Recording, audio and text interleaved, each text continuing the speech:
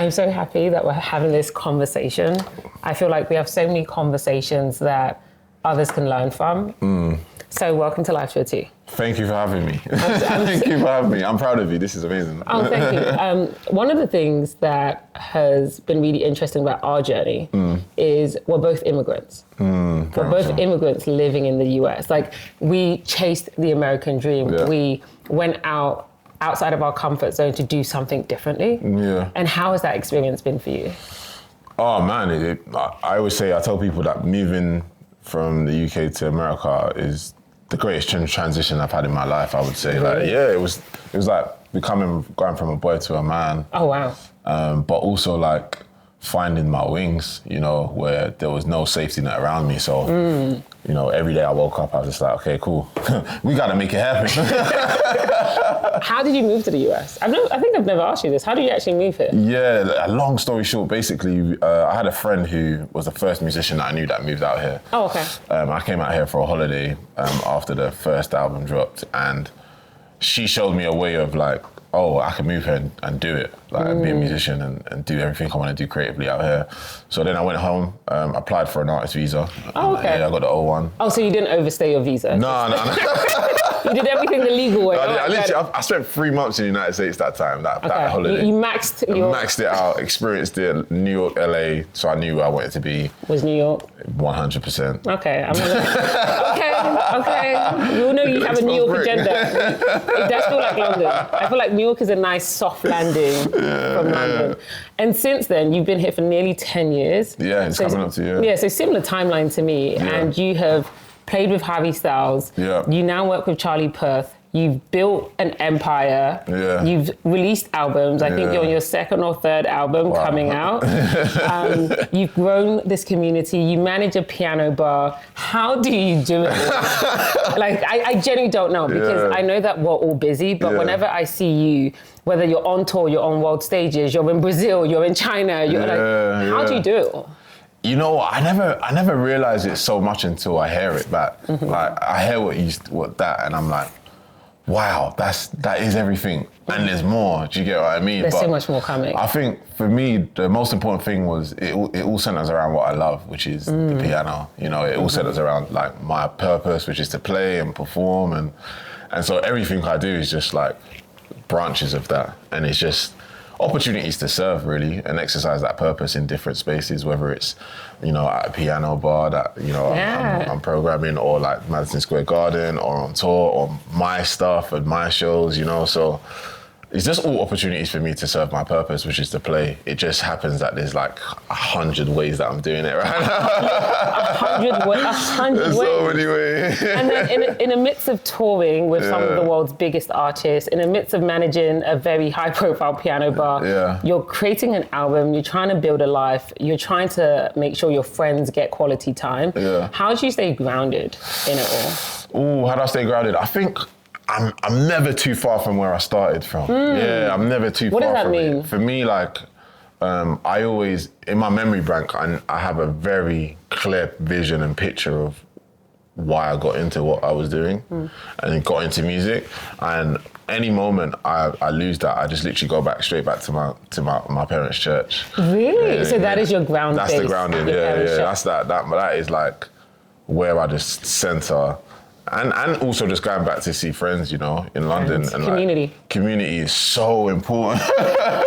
So every time I've had one of these conversations, that's the resounding theme. It's that, like, to stay grounded, you need community. Yeah. But whenever you lose sight, go back to said community. 100%. And we speak about this almost every week or whatever, but it's like when you're in the US, as us as immigrants, where what we define as like community base is back home, it's lonely. It is lonely, especially out here where we didn't have any family. There was no roots. There was no one to say like, this is the lay of the land. Like, this is how you're gonna do it. It's do or die. And there were times where it was closer to die than we've gone through some, you know, really interesting times in the States, but man, the privilege of being able to kind of see it through against all odds is just so great. I'm so grateful for all of the opportunities. Yeah, but they come from community. It comes from community. Yeah, they all came from community. And I think that's the same thing with me. It's like whenever I start losing myself, I do two things, a little bit different to you. I find time for myself. So I find that I'm like, I don't need more noise right now. I need to recenter myself so that I feel okay. Yeah. And then I go to family because I need the laughter. Right. I need to be poured into. Yeah. And I find us slowly finding a little bit of balance in doing that. Slowly. It's very slow. But it's happening. It's more conscious. It's more conscious. Yeah. So how are you trying to find balance knowing the industry you work in is busy, it's fast-paced. Like I said, like you might come in some days at 2, 3 a.m. and then you might have to sit and do this conversation at 8, 9 a.m. How do you find balance? I have my pieces of solace. For me, I have my pieces of solace. Like for me, there's some non-negotiables which help me create balance. The gym, number one. My morning routine is like so precious to me. What's your morning routine? So I wake up at 6:45. I'm in the gym by 7 a.m. I'm out the gym by 8:30. Home, I read my Bible, send up a prayer. 10 pages of a inspirational book of some sort. Then I practice, and I do all of that before I say hello to the world. Oh, wow. I didn't know that. I did not know that about you. Interesting. I do all of that before I say hello to the world. Is that a new practice? No, it's been something that's in place for a while, but I've been more nonchalant about it as I've gotten older. Yeah. Because in the midst of like traveling and all of these different people, UK, US, loads of communication, that's my one place where I'm just like, okay, this is for me. And then also like we do sometimes, it's like at the end of the year in December. Because I know that I've run myself ragged the whole year, and towards the end of December is my time to unplug. It's interesting that like we've had to force create a month of rest. It's real. And I'm trying to implement that and have a little bit more rhythm. Yeah, so I've started doing quarterly breaks. Sick. So for me, it's like every quarter I unplug completely for at least 3 days minimum. Like that's my 3 day. I have like a 3-day minimum ritual, and it's without my husband. It's without my child. It's I pour so much over these 3 months. I don't have enough by December. And we know, like, we've been in similar situations where we've burnt out completely because we haven't made time for you. Yeah. So did that shift anything in you? Because I remember when you burnt out, and you went through a depressive episode. I remember that vividly because you came to my home in LA. And I was like, you're not okay. And I was like, how can I help? And you're just like, I just have to push through. And a part of me feels like that's the Nigerian in us. 100%. It's also the fact that we're in the US alone-ish, like we have each other, but we don't have the grounding of our community. But as a black man, and I've been saying this to all the black men in my world, is that like, I want you all to live long. I want you all to create additional practices that allow moments of wellness, moments of stillness. So in that season, I think it was like 3 years ago, if I'm correct, in that season where you were like, I have nothing left. What did you do to change practices and habits so you got out of that season? Yeah, I think for me, because that time was made up of so many different elements, and I think, but at its core in like the music space was that like I was doing so much for like others. Other people. I was doing a lot for others, and I know that my gift is bigger than just me. Service to others. Exactly, but there's a part of it that I do need that time to carve out for me to create and pull it out into the world without. And you didn't. And I wasn't. I was like 6 years deep and there was no music out, like 5 years, and it was like I'd lost the essence of why I got into what I was doing, you know. And I'm so grateful for all the opportunities, but I now know that like a core part of what I need to do is actually carve out some time. So that year, 2022, I literally spent the entire year just creating. Oh, really? Yeah, I spent the entire year. I didn't hear from you much after that. after that one interaction, I hope he's okay. I literally spent like from like, I don't know, it was like January all the way up until, I think the first show I played was like an Alex Isley show in like November or something like that. That's impressive. No, it was a BB Winans show, and that was in October. So I went like 8-9 months, just me. 8-9. I remember because we spoke about how, this isn't funny, but it's funny. You're like, Tope, it's coming up to 10 years. We're dramatic because it was only year 6, but you know how Nigerians... we extrapolate everything. Everything's worse. It was year 6, you're like, it's nearly 10 years. I have nothing to show for it. And you're like, I'm going to leave the country if by year 10 I don't have anything. And I'm like, what do you mean you don't have anything? You're playing with one of the world's largest stars. You're playing at Madison Square Garden. You have all these projects. Granted, you weren't working on it in that moment, but you knew it was something you had to do. And I was like, this is the overambitious blackness we talk about. So overambitious. It's like, no matter how good or great we're doing, we want to climb. There's always more. It's tough. It's toxic. It is a little bit toxic, but at the age I'm at now, like, I don't know any other way to operate, and that's not healthy. I'm not putting that as a healthy like excuse, but what happens is that once you get results from a certain way of method, and then you get more results, it's hard to shake you out of that. It's proven success. Yeah, it's a bit. It's just I've just had more and more opportunities to do what I want to do in more and more like spaces and spaces that are big, small, large, notable. You know, and so it means that I'm like, do I stop this? Yeah. Or do I find rhythm? Find rhythm, do you know what I mean? And find that pace of life. So I know there's seasons, and this is the season that I'm in. The season right now is that I'm a farmer. I'm sowing all the seeds, and like now things are germinating a lot. Oh, I love that. So like now I'm like yielding the crop and like. Oh, I love that. But I'm putting more seeds down for the future. But there's gonna be a time where I'm like, okay, cool.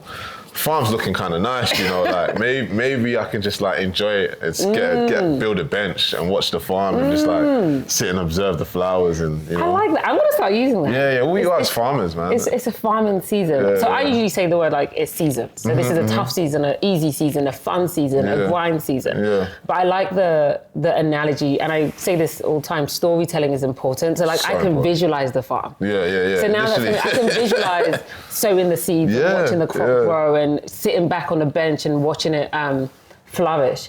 And so I'm going to steal that and take that. But the second piece to how I envision that is there any regrets in the process? Because we don't talk about this publicly, the grind. I've seen you work 16, 18, 20-hour days so you can sit on your bench and watch everything flourish.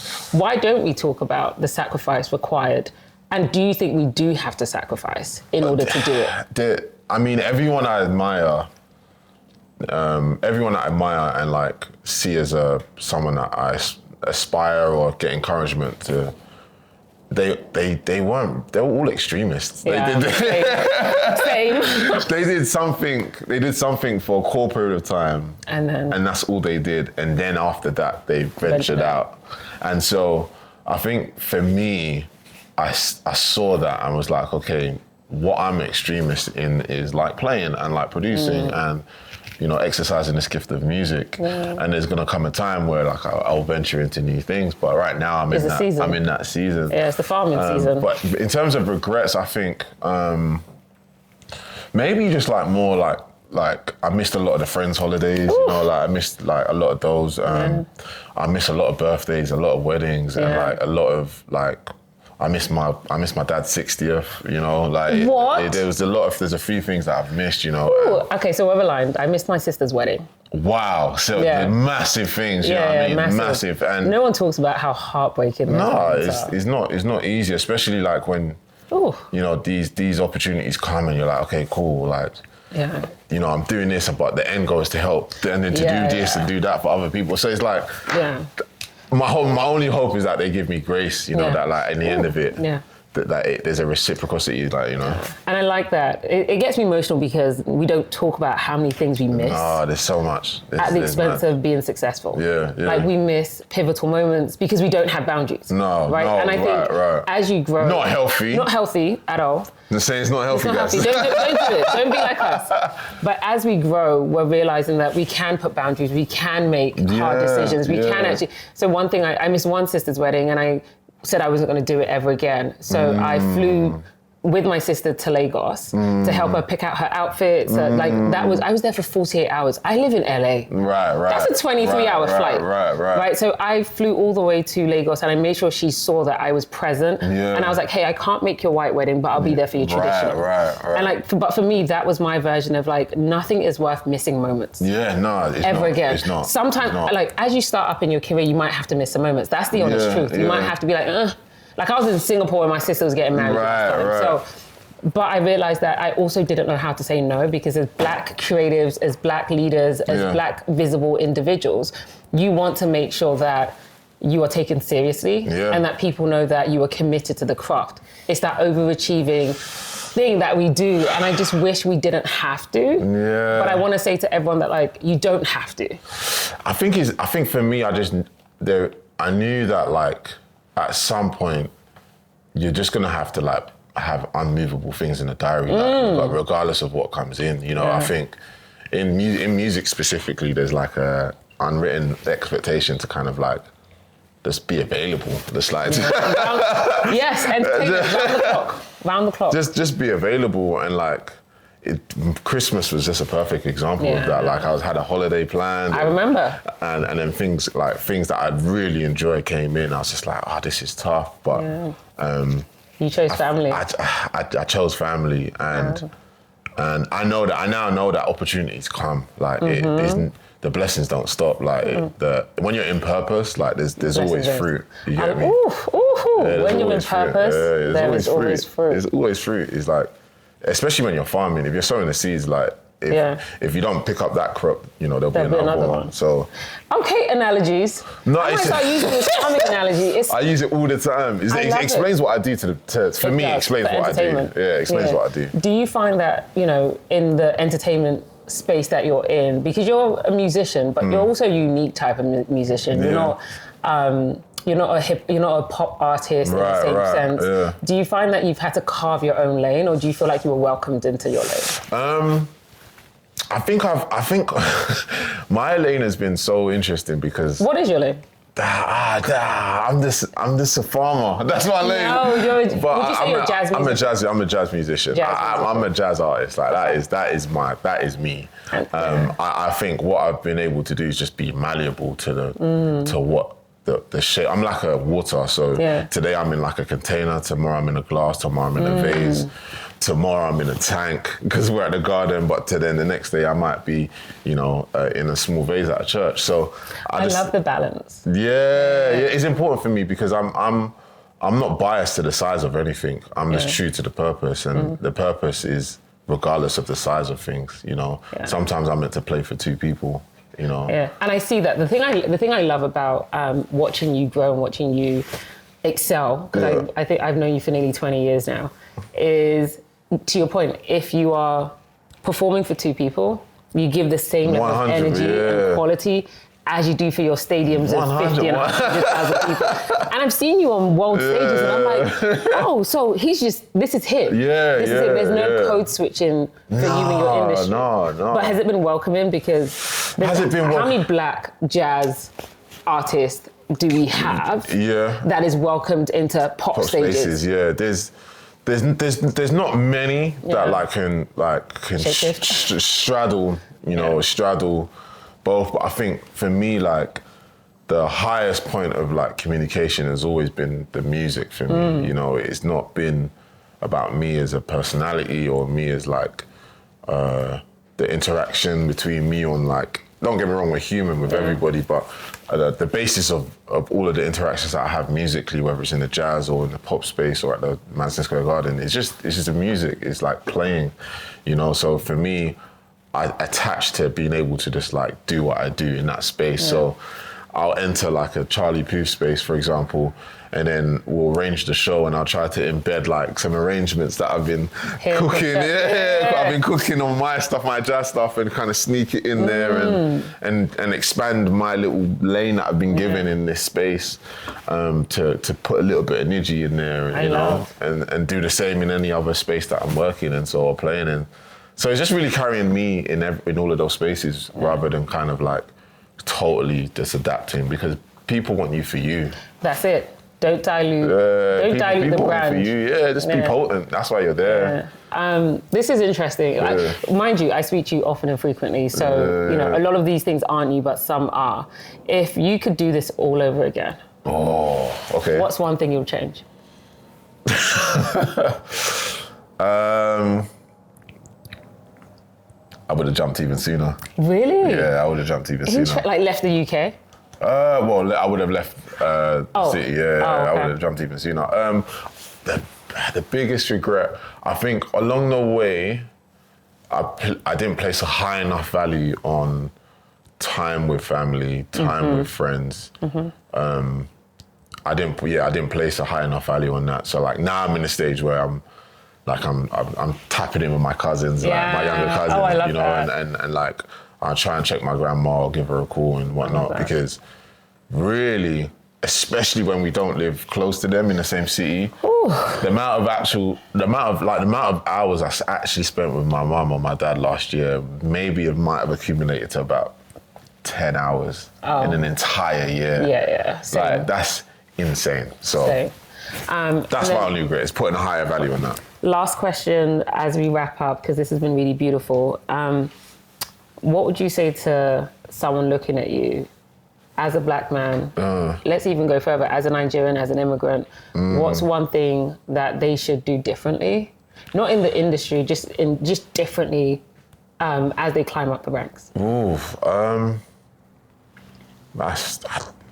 don't know about differently, but maybe I'll just be so unafraid of your source, like just be so unafraid of the purposes that you've been given, man. Because like you've been given them for a reason. Like all these visions that we're given are for a reason. They haven't been come from nowhere. So I'd say if you've been given a vision, it's for you to like, actualize in some way, shape or form, and just be a farmer. Just throw the seeds and see what germinates. Oh, I love that. Yeah. Purpose, reason, and season. Yeah. Woo! It's a wrap. Thank you so much. You're welcome. I want to ensure that you continually live your life to a T, because I want to see us grow old together. Amen. For sure. Boom. Love you, man. Ooh, that got me emotional. Oh, man. Wicked. Really?